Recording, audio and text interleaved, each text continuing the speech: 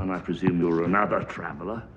Got it in your head to sample the Dark Continent, and while you're at it, hunt down old Alan Quatermain and have him tell his adventures.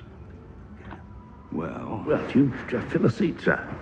You can fill my glass. Bruce, double.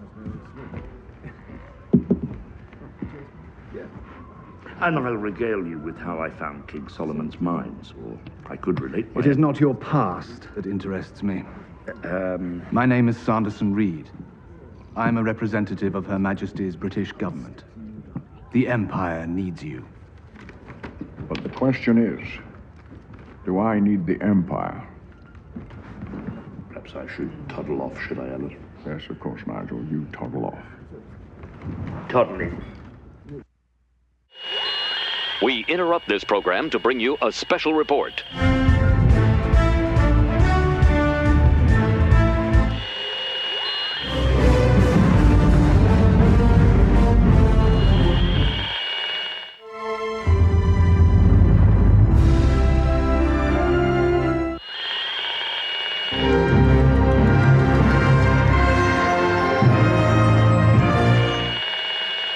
This is Cheapseat Reviews.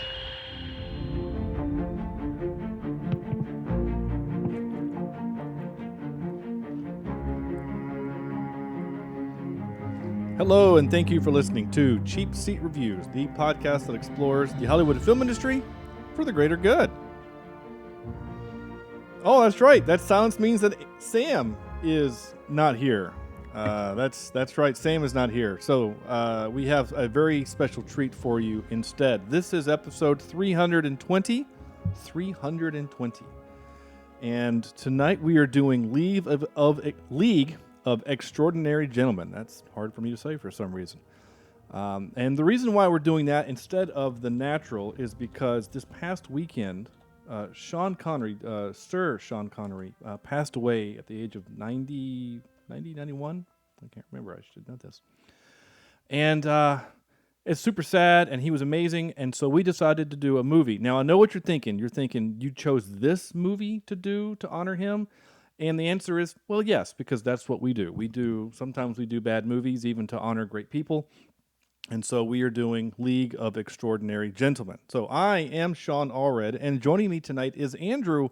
I'm waiting to be impressed, Jemison. That's the story of my life. Pretty much everybody's waiting for me to do something, and it just never happens. Yeah. No, that's fine.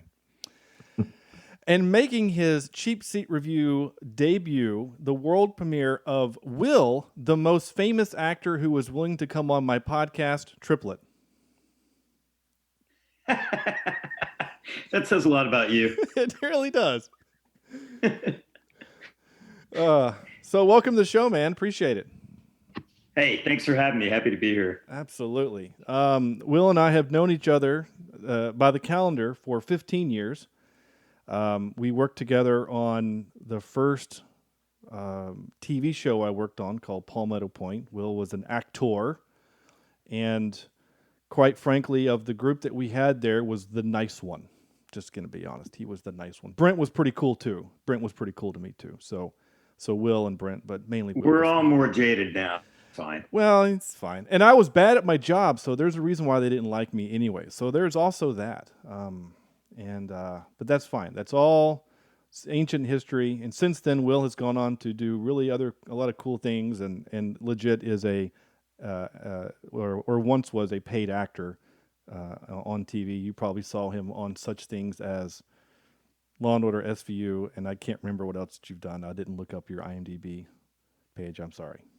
I'm a bad host. That's okay. It parlayed itself in more writing anyway. So, the acting days were fun, but the other stuff were fun. So, well, cool. Well, I'm going to give you an opportunity to kind of tell people how they can get into what you were doing towards the end of the show.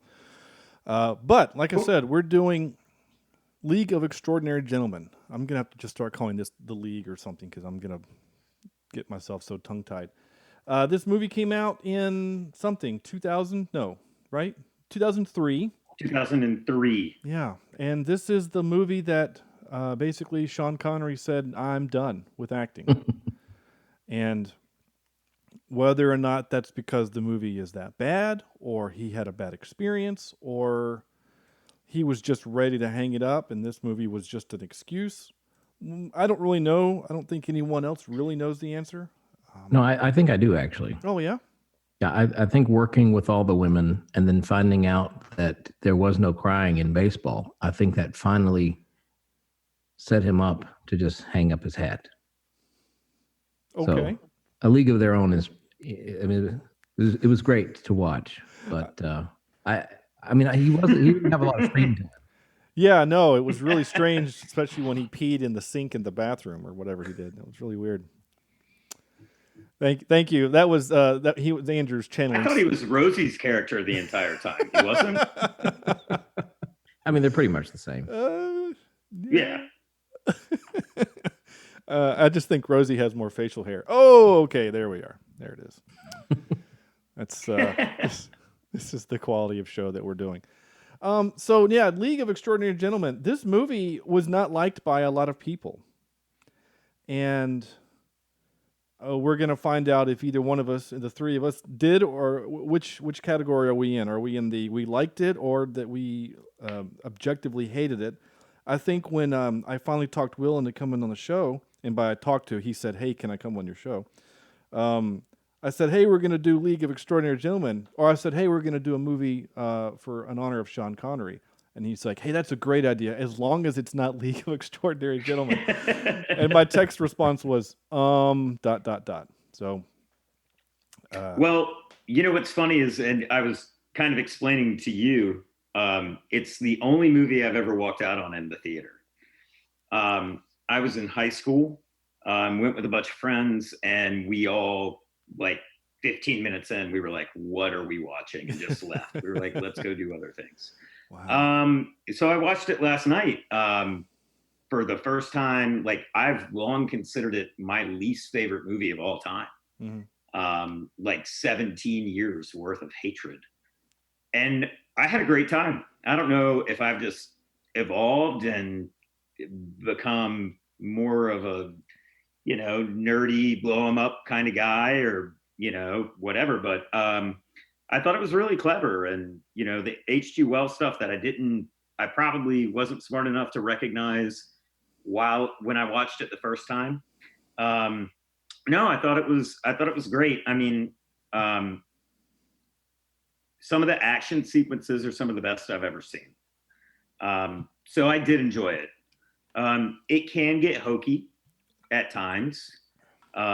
You have your kind of one-liners and your one-line fixes and your over-the-top performances and your attempts at overly effective bait and switches that sometimes work well, sometimes don't. But for the most time, I had a really good time with it. Okay. Well, since you're on a roll, and I'll let you just go ahead. Did you have a 5-word review for this movie? I did. So wait, is it a 5-word sentence? Because I just did 5 words. That's fine. Whatever. However. 5 different thoughts. It's fine. Oh, okay. I see what you're saying. Yeah. Go ahead. But I can come up with a 5-word review really quickly. Well, I'll tell you what. We'll let Andrew go because we did. Because I threw this at you sort of last minute, and you having not known what we do here. Andrew, I'll let you go ahead and take a whack and give us what you got. Okay. Well, I actually only have a 4-word review. God, you guys keep changing. So I'll save one for next week and I'll add it. Good actors, bad movie. Okay. Yeah. Yeah. So all right, mine is more fun than would have thought. Okay, yeah, that's good. That works. Yeah. Okay. Yeah, so yeah, I'm gonna hold off my judgment just yet. Andrew, what you got? I mean, when's the last time you saw it? Like, what do you think, man?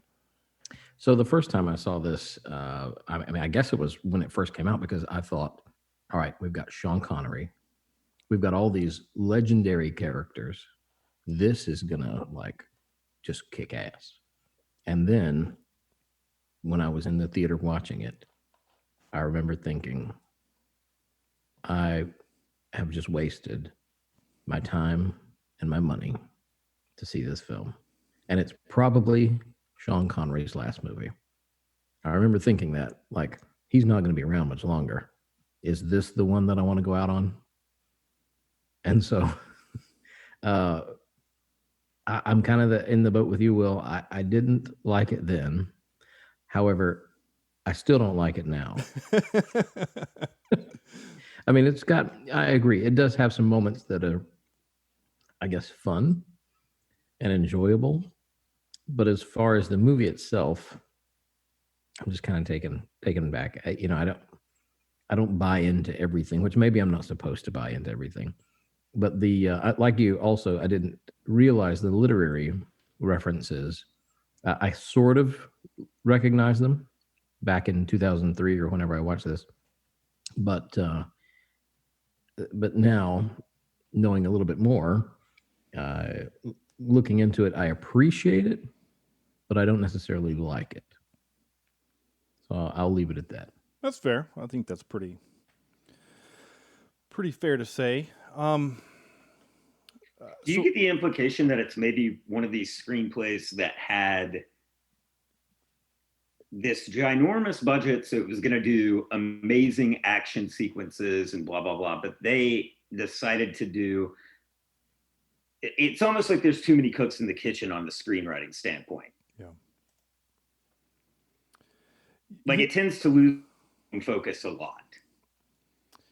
Yeah, well, so there's a section of the episode where I get into trivia, and I sent Andrew a text and said, oh my God, the trivia. So there's about, I can't remember, I'll look it up, but there's a significant amount of trivia. There's 86 items in the trivia section, which, I mean, that's a lot. Yeah. And I would say more than half, I would say 40 of them have to do with the fact that Sean Connery and the director hated each other. They didn't get along. They were constantly arguing.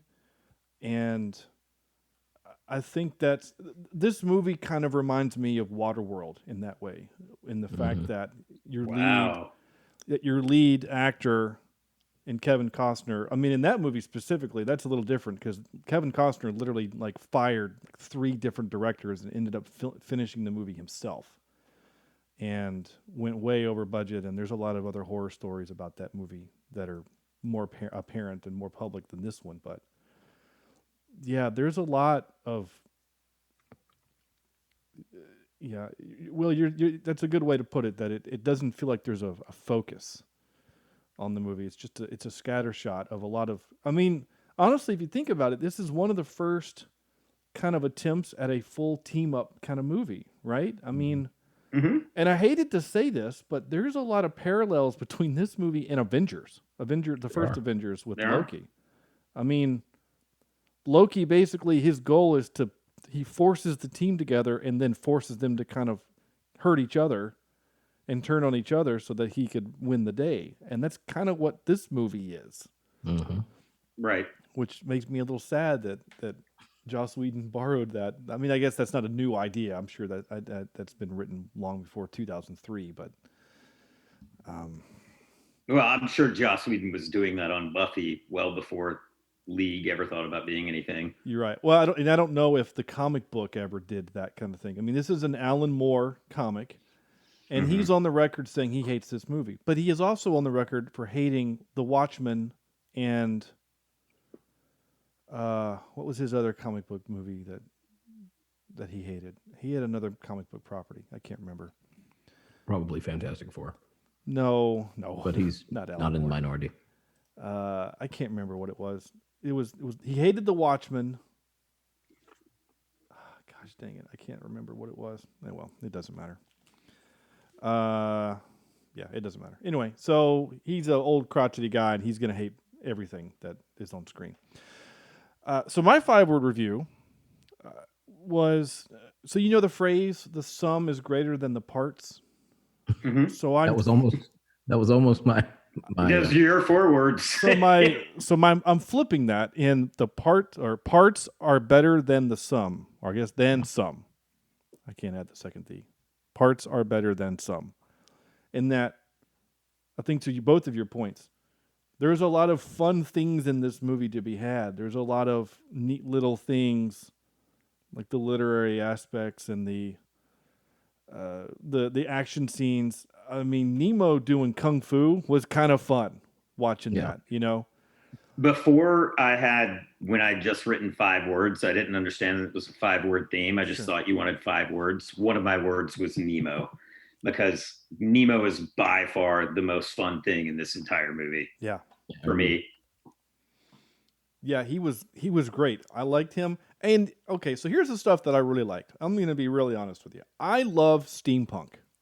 I love the steampunk genre. I am totally cool with pretending that this is an alternate reality in which in 1899 we have automobiles and World War I level tanks and a submarine the size of a city. I'm okay with all of that stuff, and the more of that, the better. You know, I'm cool with that. The only way you could make it a little bit better is have like their weaponry also influenced by that kind of steampunk kind of thing. You know, I agree. I really liked all of that stuff, and and Sean Connery is really cool, and I like the idea of Moriarty as the bad guy. I think that's neat. And the fact that they make references. He says, oh, Moriarty died at the Reichenbachen Falls. Like, you have to have read Sherlock Holmes to know that reference, which, and I have. And I thought that was great. There's a lot of these little kind of Easter eggs and stuff, but then there's the but, right? Like, there's just a lot of bad dialogue. Yeah. Right? I mean... Yeah. Will, help me out there, right? You're the writer of this team, right? I mean, there's a lot of just really garbage things that we make these really good actors say. I'm not wrong in that, am I? I mean, I think it's really interesting because there are a lot of times, specifically in genres that I write, where I feel totally comfortable writing a line, and I say to myself, or on set, I'll say to my actors, understand, this is a movie line.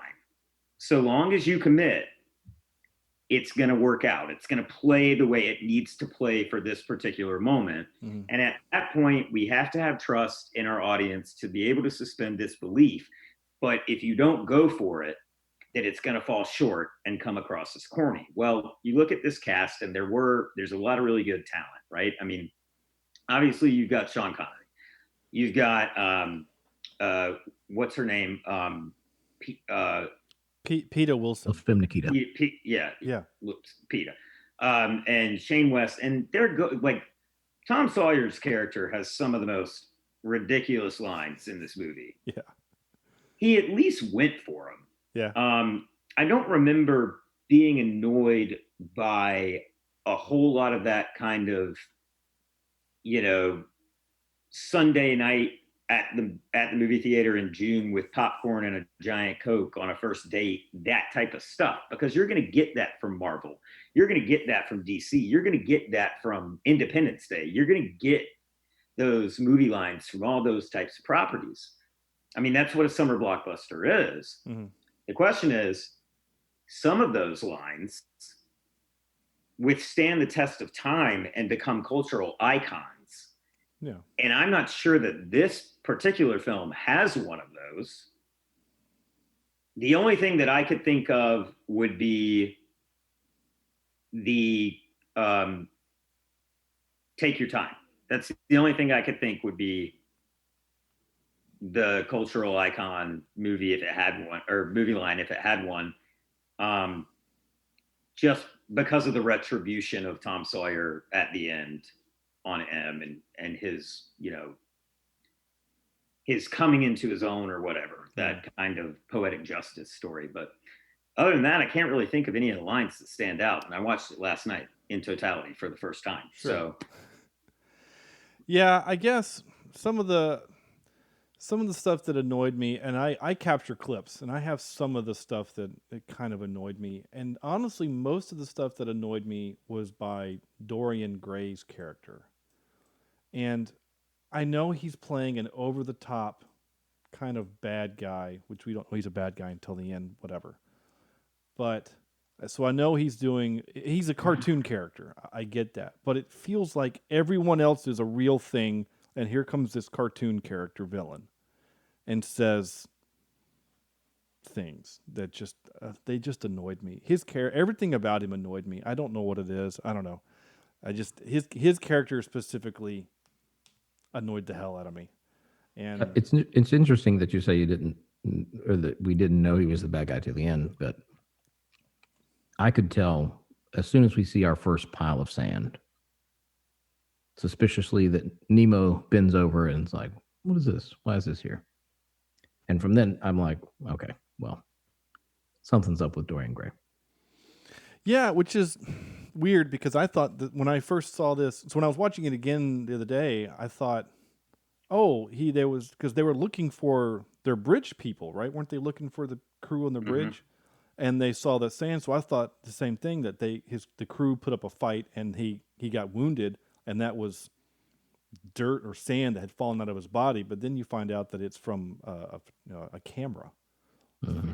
I also, just a little writing note about Dorian that bothers me is at the end of the big first action sequence when he just takes the module off of Nautilus and he's an expert. He's clearly never been on it before, but he knows how to eject himself from the submarine. And I just, and that's a part of the suspending disbelief. But I also feel like Mina would kind of see right through him. Yeah.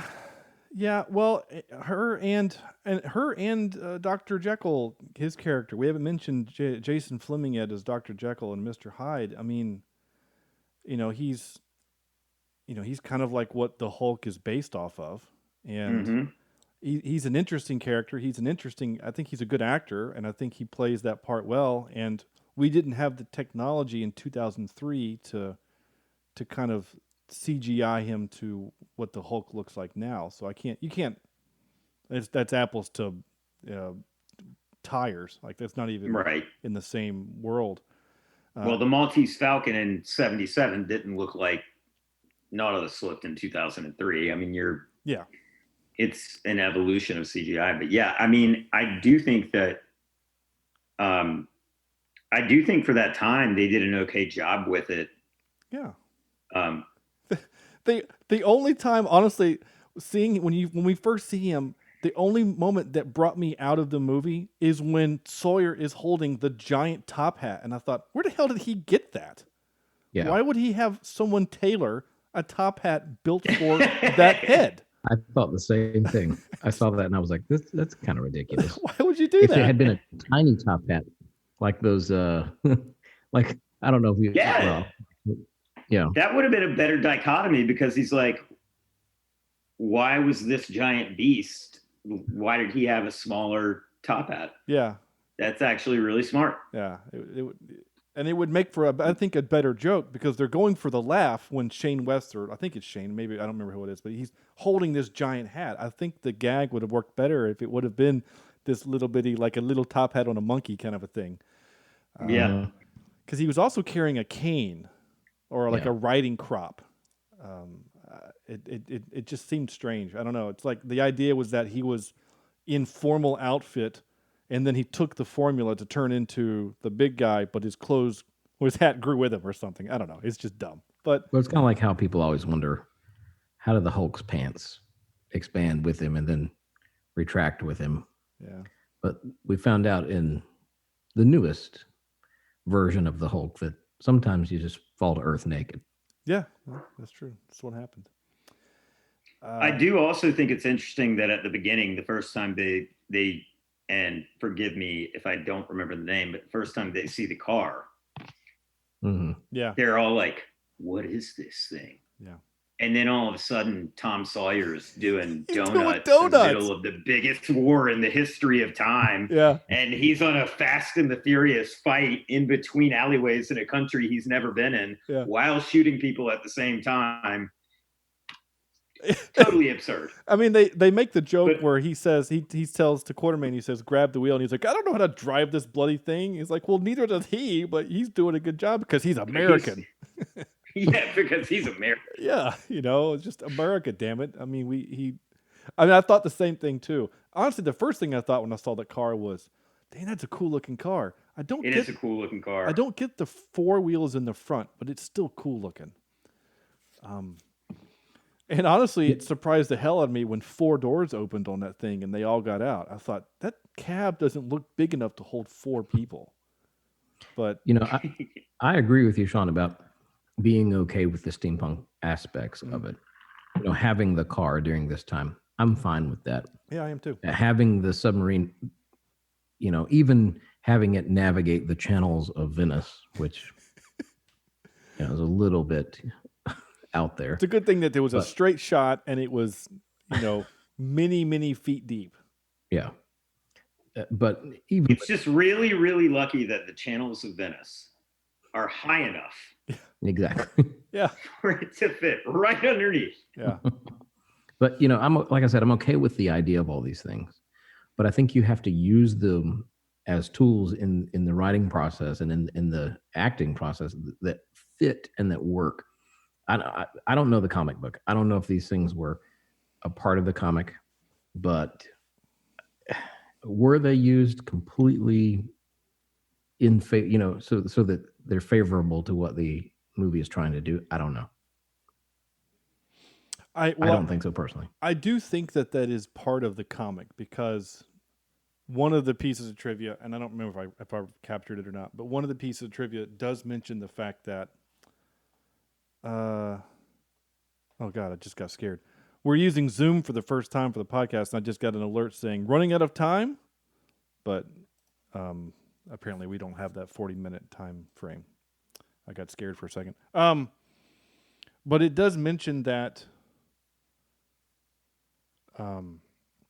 like they're in this kind of future alternate universe where he mentions like the solar panels. They have solar panel technology in 1899.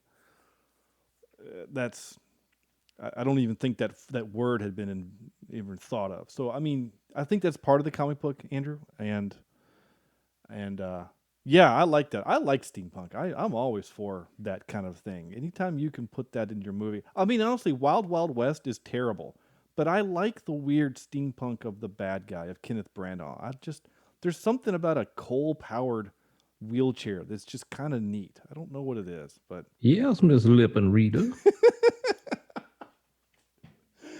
Oh, that movie's terrible, but I like it. It's weird. I have a lot of weird hate relationships, like hate relationships with movies. Like, I like Waterworld. It's not a good movie, but I still like it. So, anyway, it's fine. It's a problem. It's okay. I know.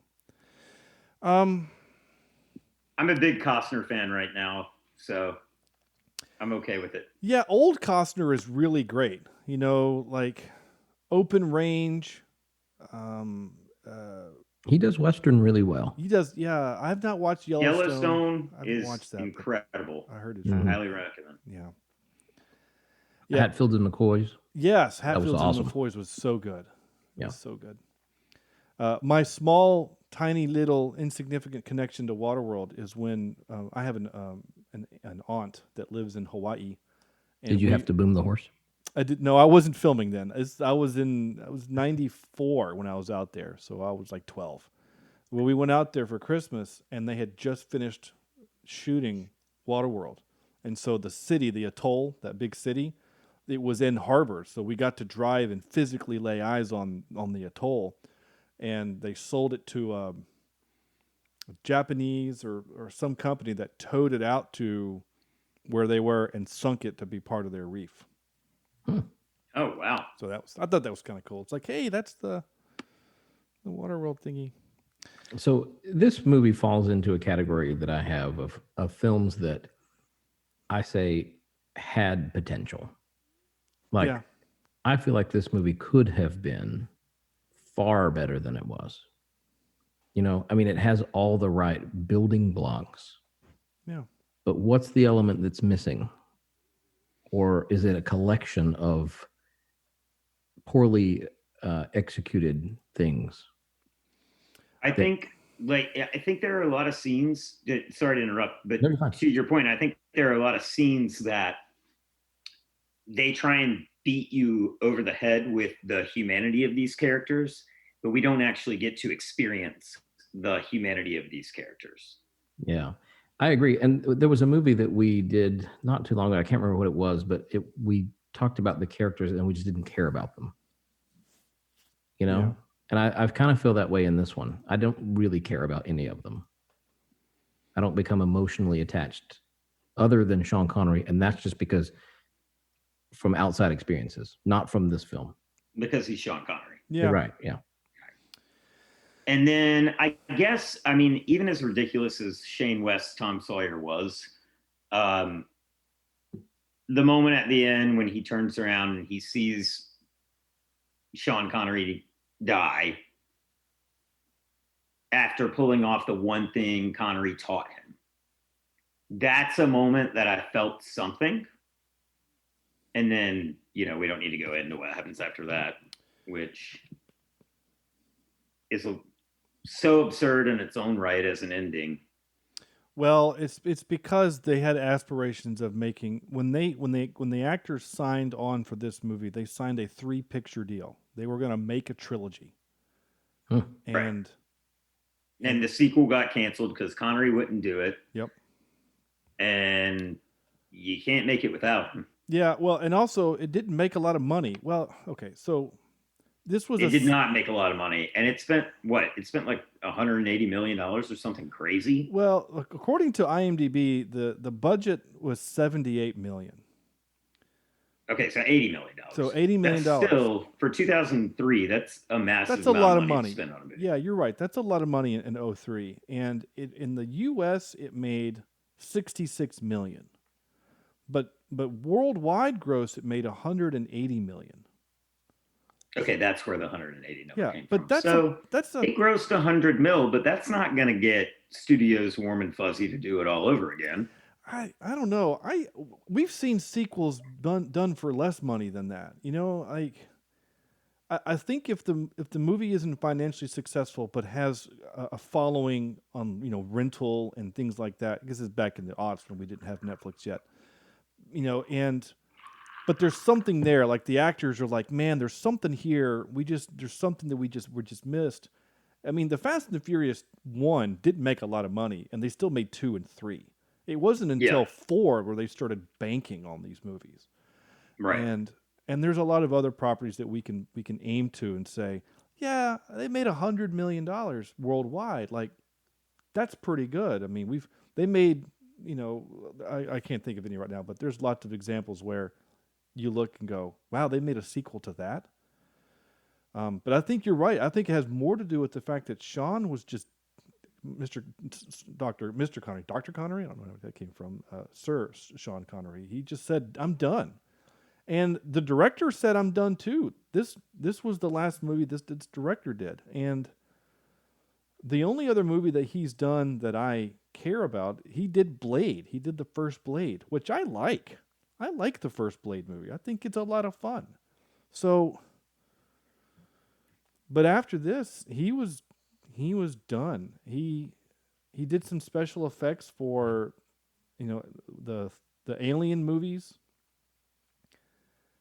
And then he took a break for about 15 years, and then he did some special effects on The Exorcist, the beginning.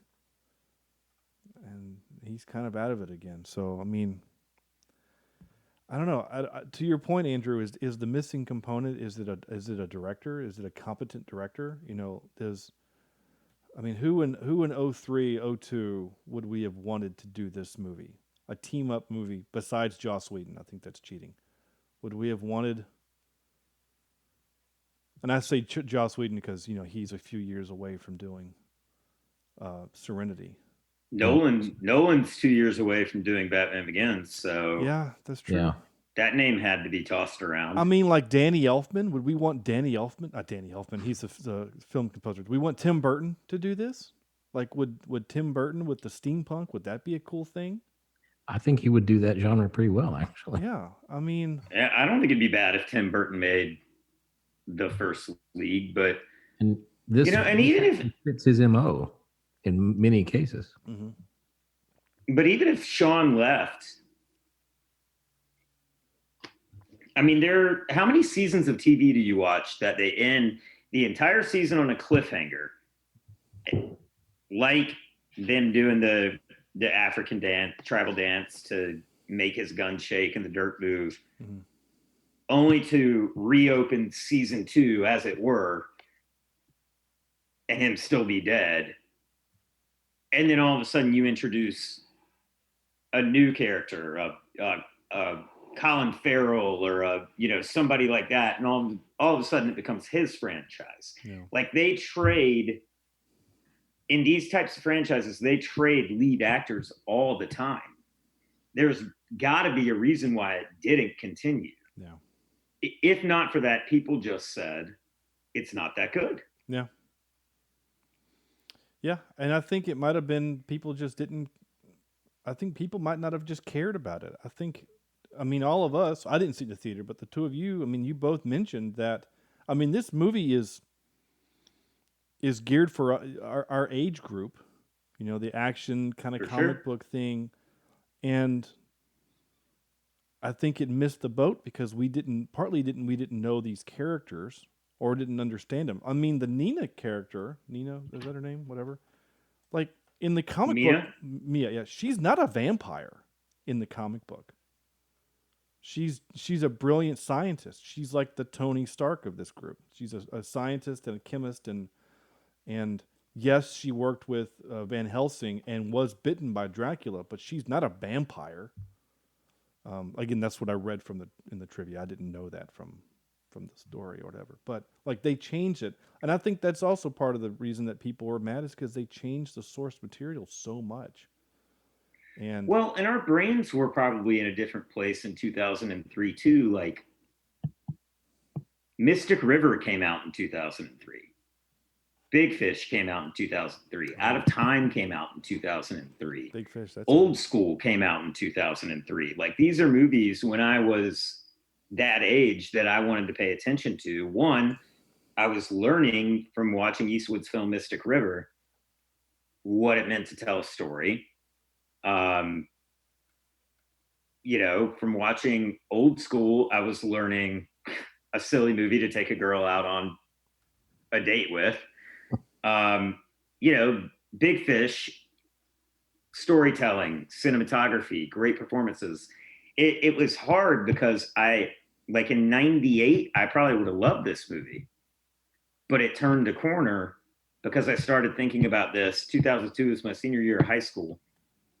I was majoring in broadcast journalism and theater, and I was thinking about this as a career path. So we were on that kind of, maybe slightly self-indulgent, arrogant, I'm going to be watching these types of movies instead of these types of movies. But then over time, over the last, 15 years, these types of movies got really good. And there may be something to say about League informing that these movies can make money, but it's just never going to hold up to what they've done since then. I mean, the MCU is never going to be touched, period. But it's just... Yeah. Well, so you mentioned, you were rattling off some movies from 2003. I went down this hole where I'm looking at movies from 2003, where there was a couple other movies like, I don't know, The Return of the King. Oh, yeah. I might have heard of that one. Yeah, and Kill Bill Volume 1. Interesting. Yeah, X-Men 2 came out that year. Finding Did Nemo. Bryan Singer do that one as well? Yeah. Okay. I think he did Bryan Singer, yeah, see it. Monster was that year. Charlize Theron. Mm-hmm. Yeah. But then you have the unfortunate movies of Daredevil and Hulk. So other comic book type ideology movies that is that the Mark Ruffalo Hulk? No, Mark Ruffalo's Hulk now. Who was that? So that 2000? one, that was the first one. That was Eric Bana. Eric Bana, and then the Daredevil was Ben Affleck. Yeah. And both of those movies are objectively terrible. Yeah. I mean, I like Ang Lee, but that's not a good movie. And I love Ang Lee. Yeah, and there's a reason why only 6 years later, 8 years later, when the MCU started, before we knew what the MCU was after Iron Man, when they did Hulk, we're like, we just had a Hulk movie, and then we realized, oh, this was part of this, and that's when things started getting good. The Room came out in 2003. Let us not forget The Room. Not Room with. Not Room. The Room. The Room. Based hi, off of Mark. Ringu. The Room. The Room. Yeah. Oh, hi, Mark. Yeah. Oh, hi, Mark. I did not do it. I did not hit her. I did not. I did not. You're tearing me apart, Lisa. Oh, my gosh.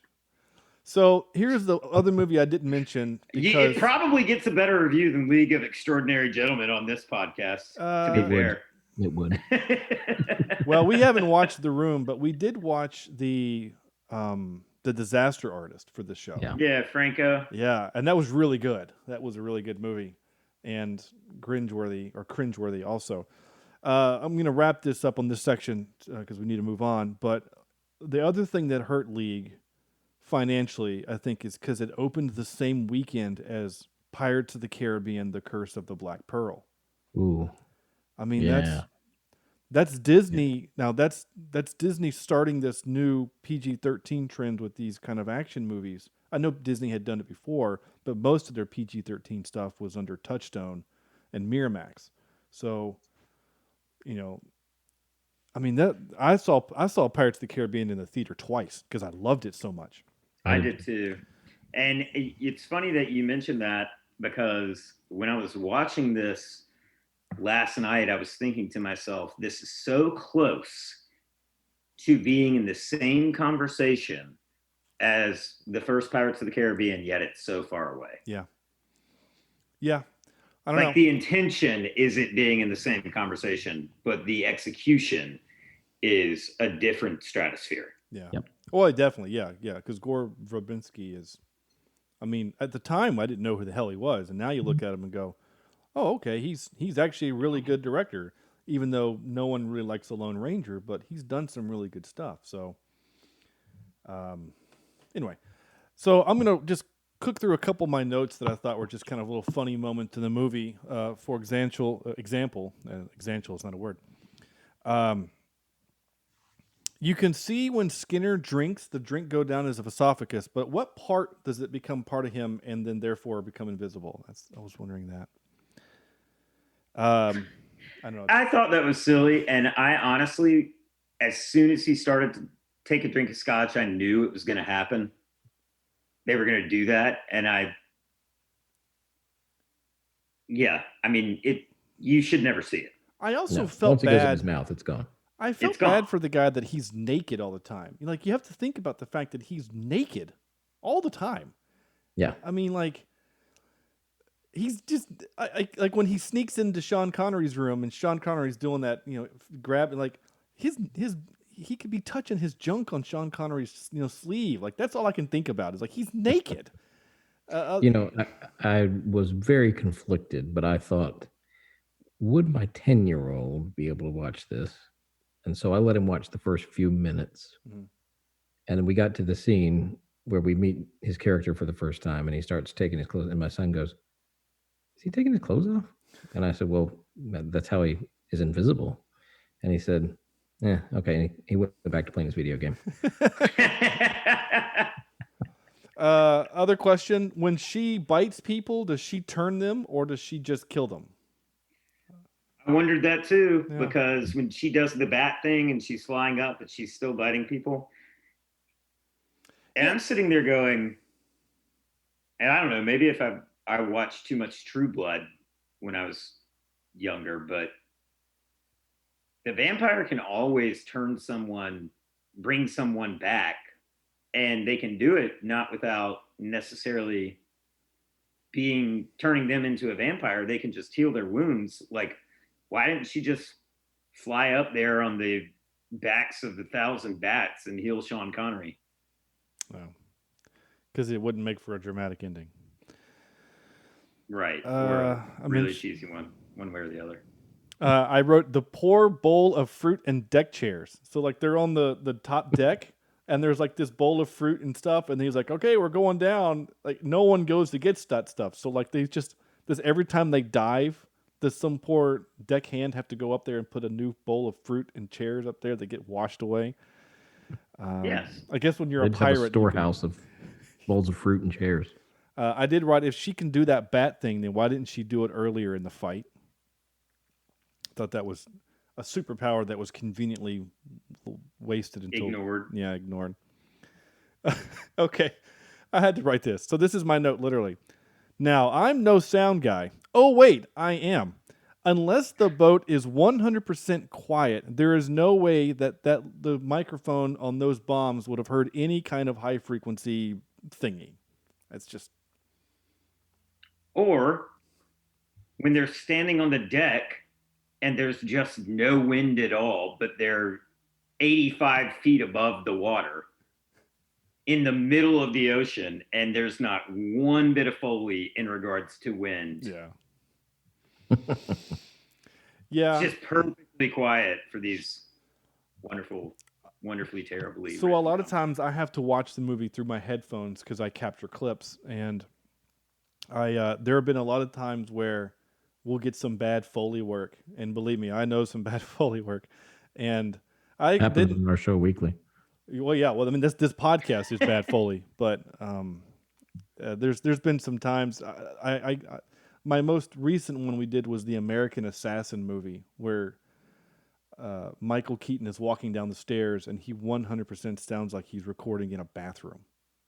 Mm-hmm. I mean, it's not like you can tell he's in a studio. I mean, he sounds like he's in a bathroom. It's really bad.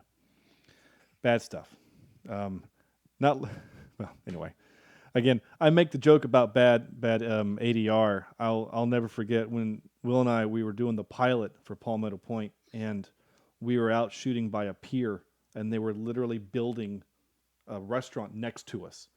And Shauna Waldron was there, and she played Icebox in the Little Giants movie.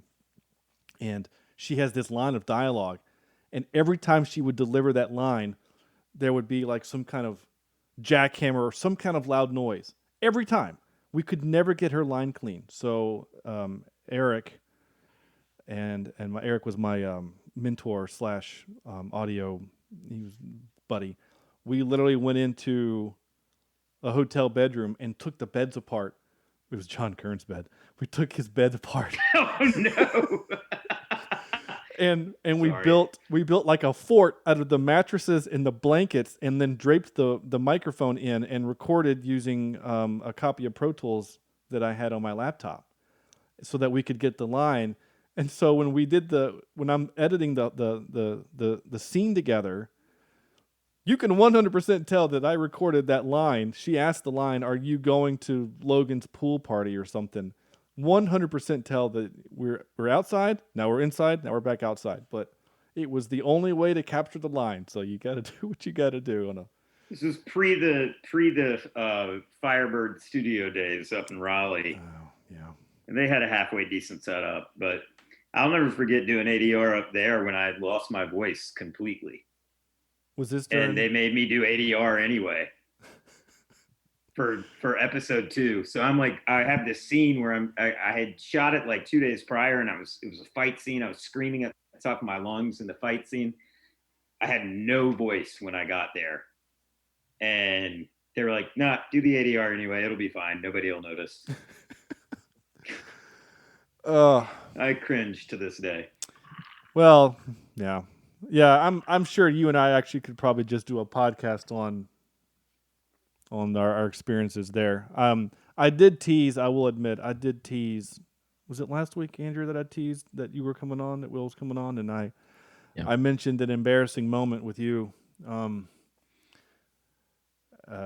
He stopped showing video. Maybe he doesn't want me to tell this video or this story. Basically, there was a scene where we're shooting at a pool, and the camera was on the other side of the pool, and there was no place to put the boom operator, which because of the shot, so I had to put lavaliers on the guys. Well, the girls, it's easy. They're wearing bikini tops, so I can just put the mic pack on their backs and then run the line through their bathing suit. But the guys are shirtless. And so I look at Will and Brent, and I said, all right, guys, I got two options. I can either put the microphone in your hair or I can put it in your shorts, because they were laying down like on those beach chairs. So they're literally talking towards their feet. So it kind of worked out. And so the guys were like, well, do what you got to do. So I put the pack on their back, and I'm taping the microphone to the, that little spot right there where your shorts meet. And of course, I'm on my knees in front of Will as the director walks in and goes, what the hell is going on? And so anyway, that's my story. You still with us, Will, or did you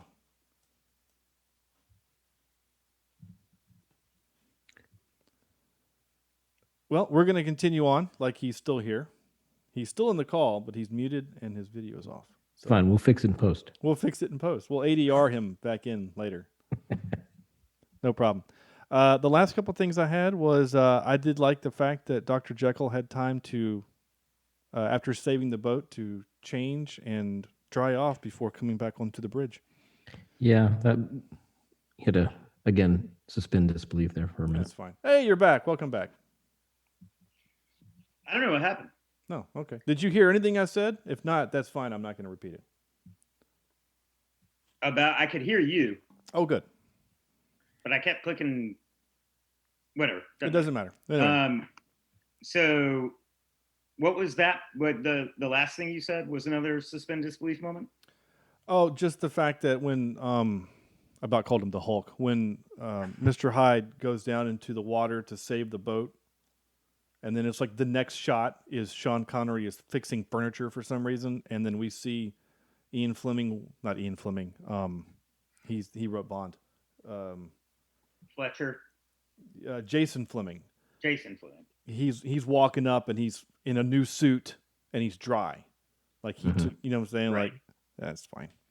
Talking about his character, I forgot to mention, I did appreciate the way that they played the Jekyll and Hyde characters, kind of off of each other. It was almost a Schmeagol Gollum type, which I thought, of course, Lord of the Rings did it better, but I appreciated it though. Yeah, I wonder if Hyde was too nice. I thought that too. The only really thing. Yeah, I don't know enough about the character, the literary character, so I don't know if, like, as Hyde, does he have control? I mean, what makes the Hulk story interesting is that he has to gain control. Dr. Banner has to gain control, and he eventually does it, in time in Avengers to come and suit up and save the day. But, you're not wrong. He does seem like he's kind of in control at all times. I mean, it even seems like when they capture him and he's knocking people left and right, Sean Connery's able to kind of bait him into going back to normal. I thought that was kind of interesting. Hulk versus the Abomination. I thought that was kind of a funny thing. Poor Alan got stabbed in the back twice. Mm-hmm.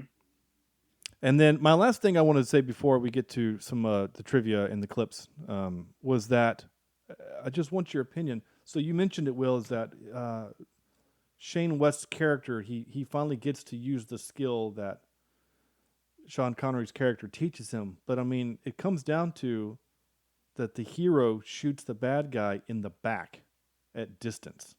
I mean, are we okay with that? I mean, you know what I'm saying? Like, well, it's 2020. I'm okay with anything. Yeah. Yeah, I was going to say that doesn't bother me. I just it's interesting because honestly, it didn't bother me either. But and I'll tell you the dichotomy of that idea. It's that really the hero is Sean Connery, and he's the one who gets to have the face-to-face with M. So because that's happened, it's okay for him to get shot in the back. Yeah.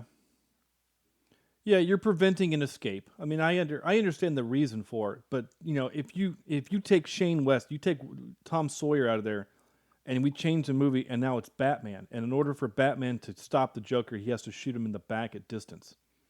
People are going to get pissed, you know what I'm saying, because of the character. So that's why I wonder if, do we care? I mean, I don't particularly care either way. I thought it was kind of a neat way that they, CGI the bullet going to hit him. So anyway, I thought it was neat that the box just fell out of his hand and dripped into this convenient ice. just this giant land of ice just has this one convenient puddle of deep water. Speaking of this giant land of ice, massive ice, that is the stupidest place to build your factory for giant submarines. Where are you going to deploy those? You're in the mountains somewhere of China somewhere. It didn't occur to me until this time. He's like, "Oh, they're building Nautili." I thought, how are you going to get them to the ocean? Those things are the size of the Empire State Building. After they had shown the original Nautili, struggling to get through a Titanic-sized iceberg, Oh, and by the way, they didn't hear or see that. Yeah. They did not hear or see that from less than a mile away, I promise. The nuclear explosion just happened over there. Oh, that's fine. I mean, that factory had so much fire coming out of the top. I'm surprised there was any snow around it at all. True. I mean, that thing screamed bad guy layer. It just screamed it. It was like Michael Bay was a consultant on that. It's just exploding. I like the visual though. Yeah. All right, I've been delaying this too long. We're going to play some clips, and then we're going to burn through some trivia. So here we go. God Save the Queen. Where is your sense of patriotism? God save the Queen. God save the Queen. God bless her. God bless her. That's about as patriotic as it gets around here. There you go. You're not wrong. I don't know what this one is. It just says waiting. I'm waiting to be impressed. Oh, so I captured that because I remember that line specifically from the trailer. I remember the trailer of this movie, and I remember two moments. That line, and then when he's fighting, we have the second fight scene at Dorian's house, and he punches the guy who's on his knees in front of him. Those are the only two moments I remember. I don't know why I remember that, but I remember him saying that. I'm waiting to be impressed. Yeah, so there you go. I captured this because I like the way he says portrait. Although the picture is my portrait, I doubt you recognize the face upon it. The portrait. Okay. This is why I hated Dorian Gray, because of this right here. To that end, I set my wolf among you sheep. Growl. Oh, I hated that so much. It's so Yeah. dumb. You could tell he's a Trump supporter. Growl. Okay, so here's the other thing that bothered me about. Well, I'll get there in a second. Okay, I captured this because I had to. Pump valves are jammed. Seal it off. But there are men in there, Captain. For the greater good, we must seal it. The greater good. So, I was also a little confused by the nationality of his crew, because that guy talking sounds like me. So I was a little confused because it felt like a lot of his crew was sub-Indian continent area, and then this guy is... Pump valves are jammed! I mean, I don't know. Anyway. Is this Nemo? That guy's... Nemo. Well, look, that ship goes anywhere. He's just... Well, he is a pirate. He says he's a pirate, so I'm sure he probably just picks up crew wherever he needs to. So, I mean... Right. When I first saw this movie, I think Monk was popular, and I really thought that was Tony Shalhoub. Ooh, I could see Tony Shalhoub in that. That'd be kind of cool. I mean, they look very similar. I'd like to see Tony Shalhoub doing kung fu. This is probably my least favorite line. He's a Bollywood guy, right? Yeah. Zahn something or other. Yeah. Nasaruddin. Is that how you pronounce that? I don't know. Sure. Yeah, it's good. Oh, we've seen. I think you landed that. Yeah, I think you did too.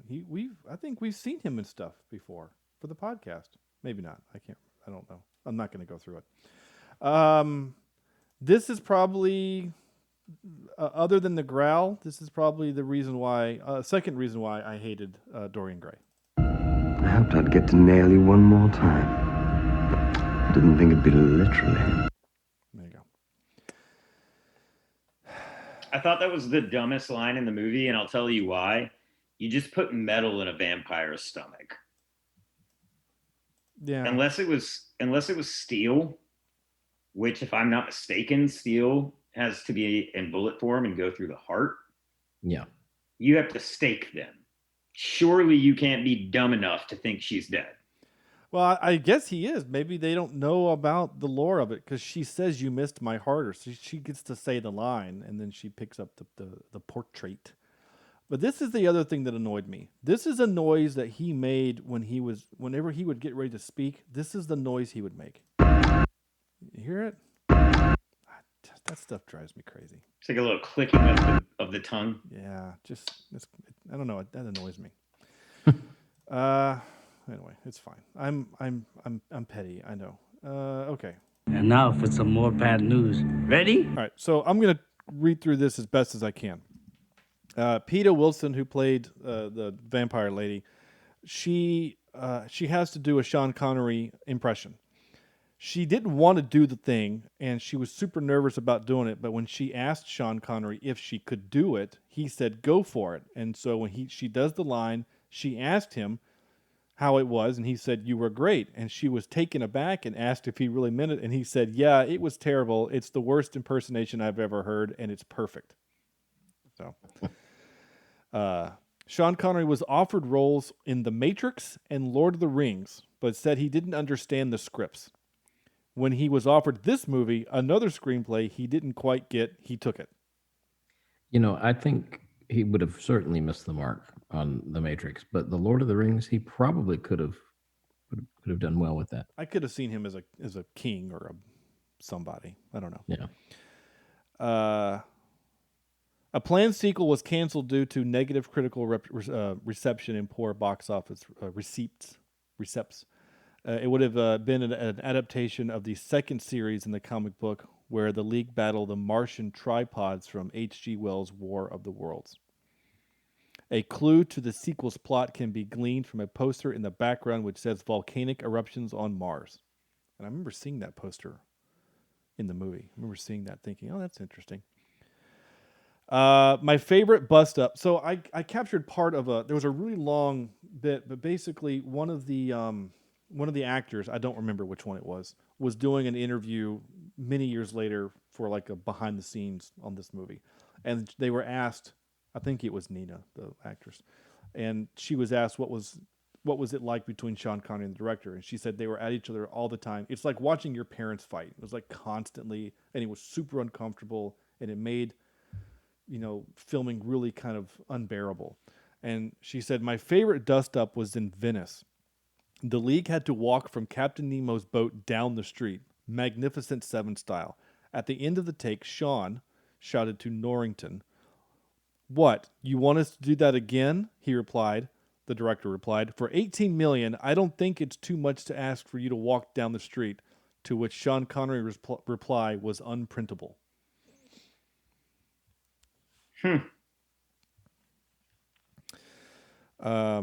And the second Invisible Man who Sawyer fights is actually Sanderson Reed, the man who recruits Quartermain. I didn't know that. I never knew that. I didn't know that either. Yeah. So I think that's. I don't know why I don't know how we would have known that, but there you go. All right. Excuse me while I whip this out. Top 3 time. We are, of course, going to do our favorite Sean Connery movies, because what else would we do? And Andrew, I'll let you go first. Okay.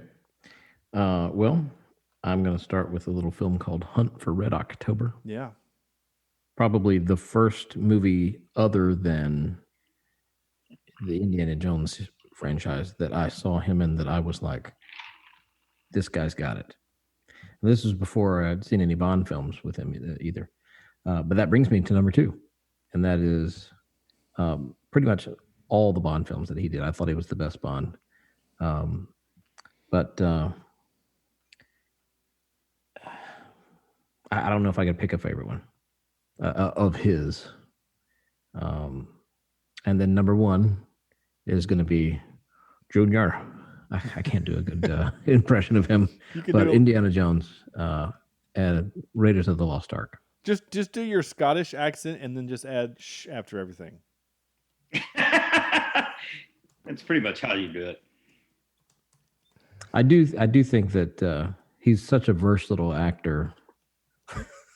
He's got all these different accents that he does. Yeah, like in Highlander where he plays a Spaniard, or when he plays a Russian. It's all the same accent. It's all the same. Yeah. Okay, Will, what you got? I'm going to go with my favorite action film of all time, The Rock. Yeah. Is probably my number one. My number two is, it was a little movie, but it came about at a proper time for me. I don't know if you guys know it, but it was a kind of a teen emotional drama where he played this poor kid's mentor called Finding Forrester. Oh, Finding Forrester's great. I love that movie. Finding Forrester. And then number three, I'm going to go Bond. I guess I'll go Goldfinger. I guess that's really the one I know the best. But what was I almost rewatched before this podcast. No Day to Die. Is it No Day to Die? Could be. No. The other one of his other Bond movies. I'm looking. Never Say Never Again. Never Say Never Again. Never Say Never. Yeah. Wow, like I was close without being close at all. I know what you mean. Yeah, but that's. I grew up watching those with my dad. Yeah. But I mean, there's really no way to choose. I've seen them all. But yeah, and it was funny to come on this podcast because for this particular topic, because as much as I've always loved Sean Connery, my family didn't really watch him that much, and basically what Sean Connery will always and forever be for me is the greatest contestant on SNL of all time, or on Jeopardy of all time. Yeah. Yes. Anal bum cover. I'm sorry, do you mean an album cover? So, no, but yeah, The Rock is definitely number one for me. Then this is for you, sir. You sure you're ready for this? I'll do my best. Your best? Losers always whine about their best. Winners go home and the prom queen. A few years back, Jack was chasing. There you go. We obviously did The Rock for the show, and so therefore I have that. That's the same. That's the same speech that I gave my class today, actually.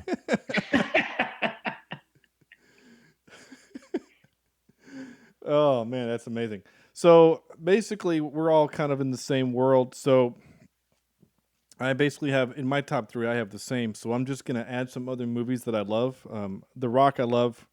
I mean, The Rock is my favorite Michael Bay film.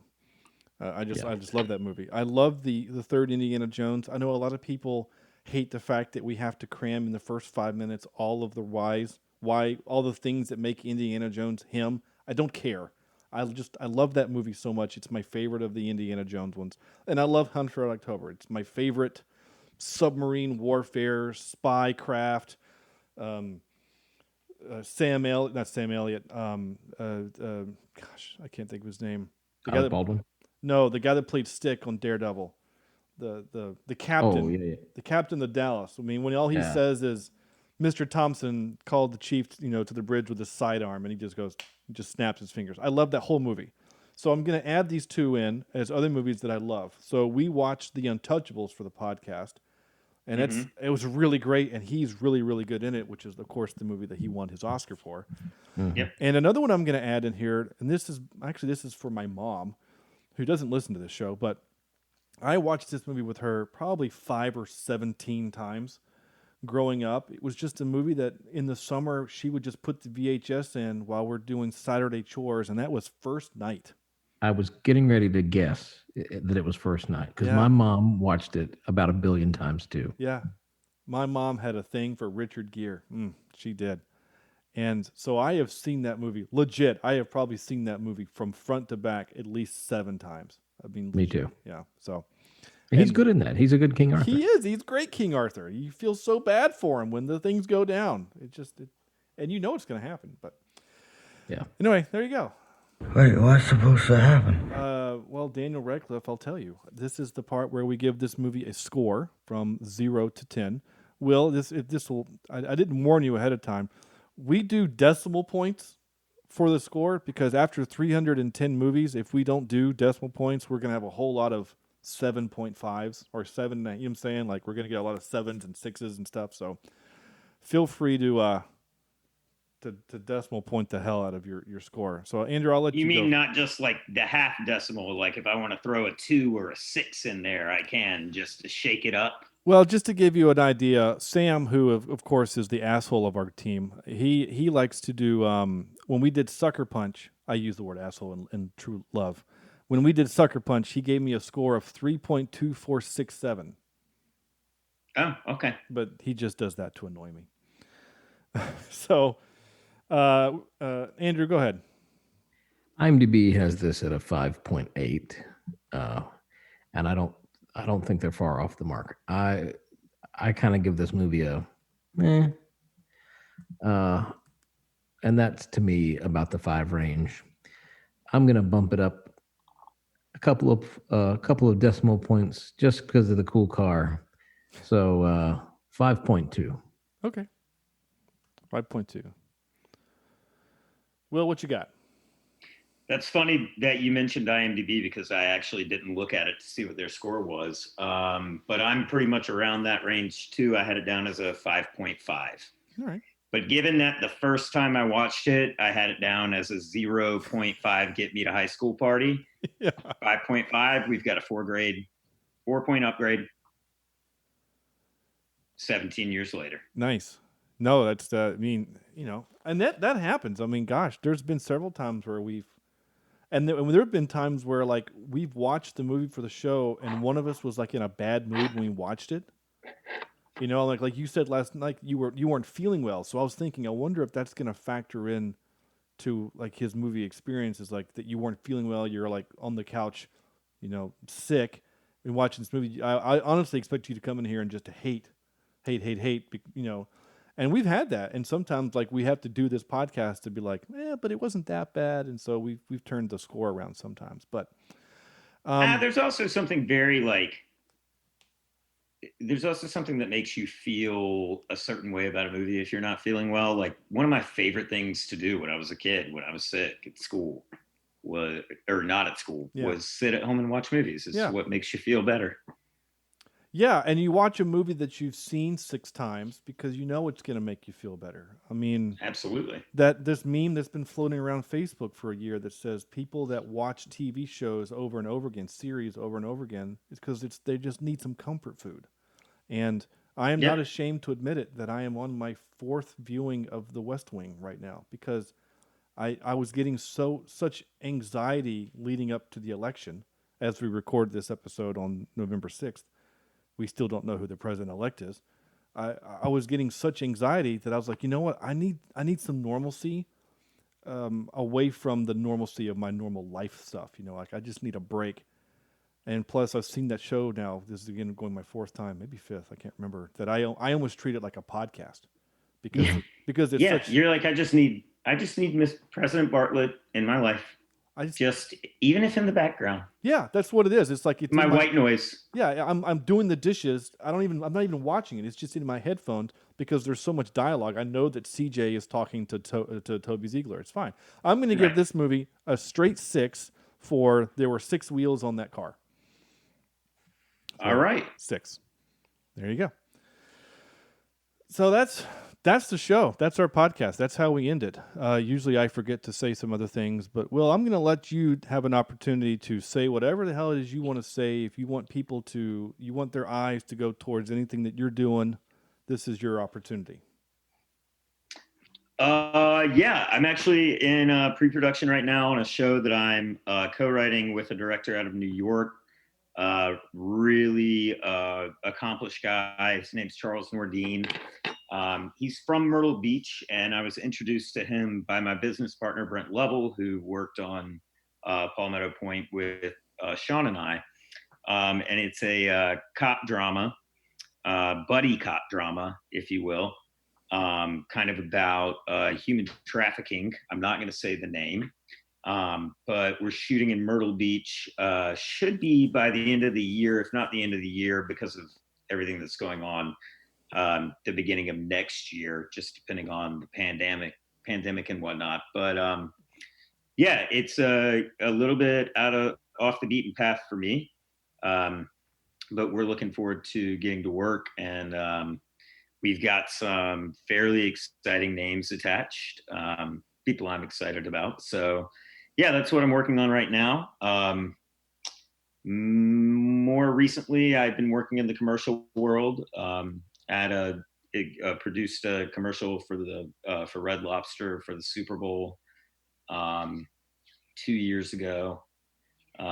We did the Obama commencement speech last year, and I'm working on a documentary for the Olympics, which got pushed because the Olympics got pushed. So all of those things are probably in violation of NDA. So I'm going to shut up now.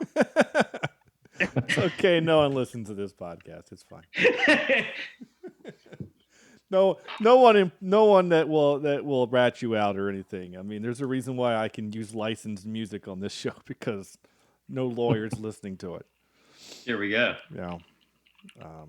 But cool. I do appreciate you guys having me. I really I enjoyed this. I can't wait to see what's next. Yeah, hell yeah, man. This was a lot of fun. I really appreciate you coming on. And I mean, and it's funny. This literally came about. You were putting up your horror list on Facebook, your movies, your horror list movies, and a mutual friend of ours was giving you shit about your list, and I was like, hey, I have a podcast. You guys should come on and we can talk about your movie lists. And so Will was like, hell yeah, let's do it. So again, I really appreciate you coming on. This was a lot of fun, and I do almost feel bad. Anytime I'm going to post about a movie, Bo's going to say something just for fun. Yeah.